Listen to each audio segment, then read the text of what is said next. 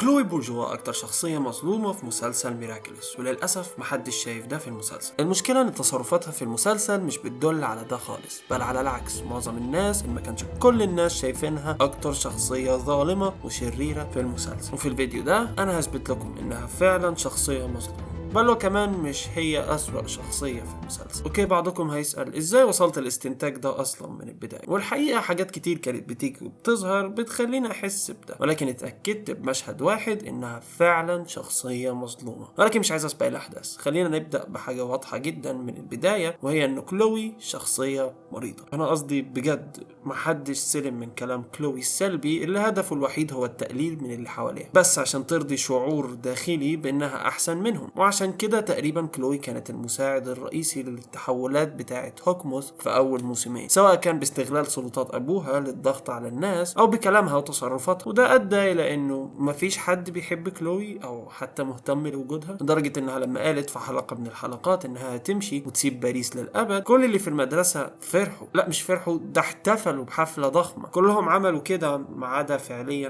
ادريان وعلى العكس من الناس التانية مش بيكره كلوي لانهم يعرفوا بعض من زمان، ولكنه في نفس الوقت ما ساعدش كلوي انها تتغير. شايفين كل شخصيات المسلسل اتطورت للأحسن من البداية لحد آخر الموسم الخامس، ما عدا اتنين، كلوي وليلى. وعلى عكس كلوي، ليلى محترفة في الكذب والنفاق والخداع، واللي بيخليها تعقد صداقات وهمية بتخدم بيها أغراضها الشخصية. ولكن كلوي مش كده، كلوي تعتبر على العكس تماما، تعتبر وقحة جدا، وكمان عندها الأنا أعلى من أي حاجة. وده سبب ببساطة إنه الناس كلها بتكرهها، وده بيخلي كلوي شخصية في الحقيقة وحيدة جدا، على العكس كل الشخصيات اللي في المسلسل اللي ليهم حد مهتم لوجودهم وبيدعمهم في كل حاجة بيعملوها. كلوي هي الشخص الوحيد اللي ملوش حد غير سابرينا، واللي حتى هي ما بقتش مهتمة بيها في آخر الموسم الخامس. كل الناس عندها اللي يشغلهم عنها ويبعدهم عنها. بس ليه؟ أنا قصدي ليه كلوي كده؟ أصلي حتى تصرف كويس أو طيب ناحية أي شخصية نادر جدا. ده إذا كان فعلا حصل. ليه كل الشر ده؟ ليه كمية الحقد لكل اللي حواليها؟ وليه دايما بتعامل الناس على إنهم أقل منها؟ أصلي إدريان وكاغامي أغنياء ومشاهير زيها، وممكن حتى يكونوا أكتر منها. ليه هم مش كده؟ الحقيقة السبب بيرجع لأكتر شخصية شريرة في رأيي في المسلسل كله، الشخصية اللي بسببها كلوي بتتصرف بالطريقة دي. أقدم لكم مصدر الشر الأكبر في عالم ميراكلس بعد هوكموث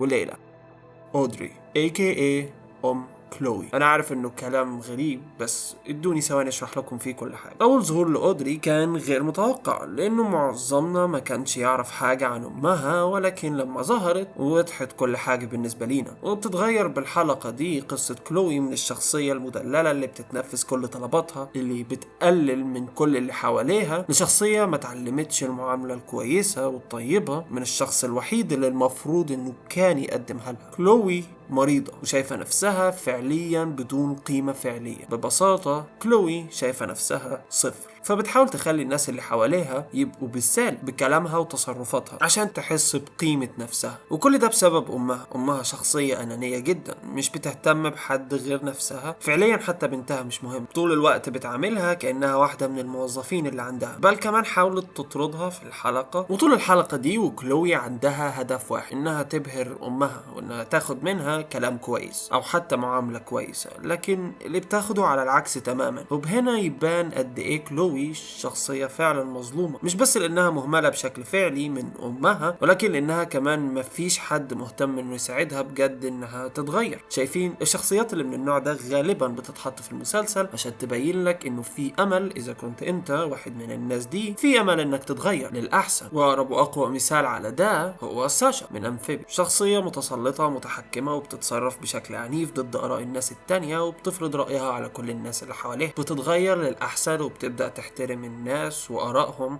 بشكل أفضل، فيزيد التفاهم بينها وبين الناس التانية. وقدرت فعلا إنها في الآخر تقوي وتجدد العلاقات القديمة اللي كانت عندها. ولكن الموضوع مع كلوي صعب. في الأول والآخر زي ما قلت، كلوي مريضة بسبب إهمال أمها ليها، فالطبيعي إنها مش هتتحسن إلا في حالة واحدة. كلوي لازم تلاقي أصحاب ليها بجد. برغم من انه ادريان قالها كذا مرة انه مش بيكره كلوي وانه نفسه انها تتغير، الا انه برضه مش بنشوفه بيساعدها انها تتغير، وده لانه هو مشغول بنفسه باصحابه الجداد ونسي نوعا ما كلوي. وده خلى كلوي ببساطة تخاف انها تتغير. اصل فكر فيها، مين هيرضى يتعامل مع كلوي بشكل كويس بعد كل السنين اللي هي زعلت واتنمرت فيها على كل اللي حواليها؟ لا، وبعضهم كمان قضى معاها كام سنة في المضايقات والكلام السلبي ده زي مارينيت مثلا. لكن لما تكون في مكان جديد مثلا زي لندن وتقابل ناس جديدة، يمكن بدون حماية ابوها العمدة هناك تتغير. المشكلة انه كلوي حتى من ناحية الكتابة مظلومة. كل ما احس انه احتمال انها تتغير يلغوا ده ويرجعوها تاني للوضع الطبيعي بتاعها. فحتى في كتابة المسلسل هي مظلومة. وفجأة دخلوا بدون مقدمات اختها الطيبة الودودة الكيوت بس عشان تكون لابسة اصفر وتاخد ميراكلس النحلة مكان كلوي. بس عارفين حاجة؟ حاسس انه ده هيتغير قريب، واخيرا هيورونا انه كلوي ممكن تبقى شخص كويس، بل كمان شخص طيب، وامها هتتعاقب على معاملتها الزفت لعيالها. وزي ما قلت في البداية، كل ده استنتجته من مشهد واحد بس في الموسم الاخير. المشهد بيبتدي بام كلوي بانها بتقول لها انها تتحكم في كل حاجة في حياتها وانها تخليها تدرس في لندن. وهما في الطيارة كلوي بتروح بعيد تتكلم في التليفون وبتشوف صورة سابرينا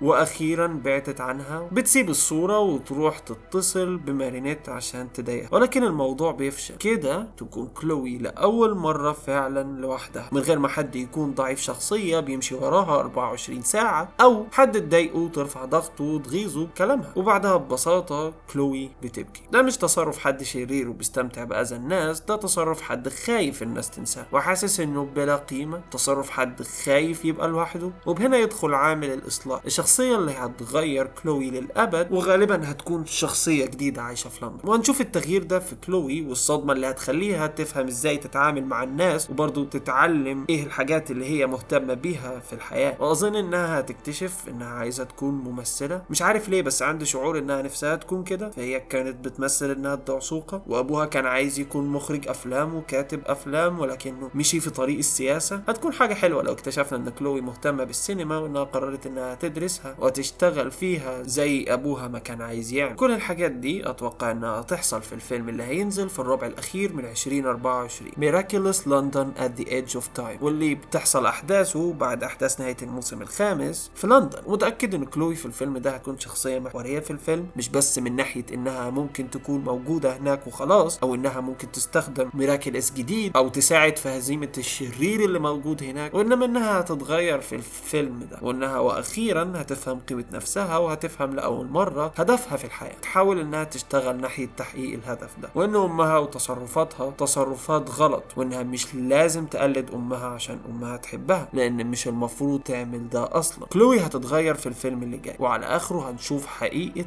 كلوي، واظن انها هتكون قصة تحول مؤثرة، وهتكون برضو تشجيع للناس اللي زيها وخايفين يغيروا اسلوبهم وتصرفاتهم ومحدش يتقبلهم، او ده على الاقل اللي انا بتمناه. الموسم الخامس في رأيي قفل كل حاجة بشكل كويس وساب مجال للحاجات الجديدة انها تتطور، ولكن حاجة من الحاجات اللي ما حصلتش او ما انتهتش بالنسبة ليا هي كلوي. واتمنى بجد انهم يورونا كلوي وهي بتخف من مرضها، حتى لو هتكون البداية في الفيلم والتكملة في الموسم السادس. ودلوقتي بعد ما شفت الفيديو، هل اقتنعت انه كلوي شخصية مظلومة ولا لا؟ اكتب لي تحت في الكومنتات. اما لو عايز تشوف فيديو تاني، شوف الفيديو ده.